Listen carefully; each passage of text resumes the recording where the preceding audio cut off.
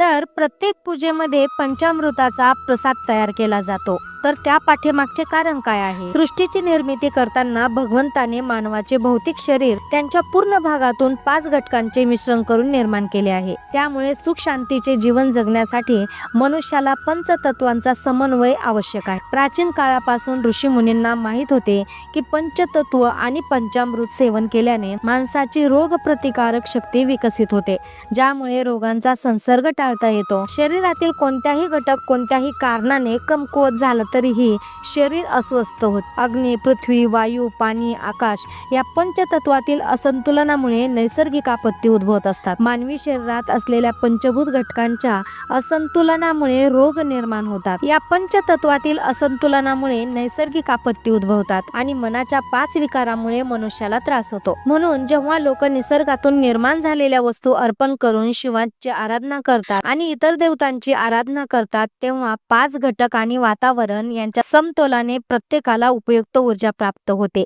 जी जगाच्या कल्याणासाठी अत्यंत आवश्यक आहे.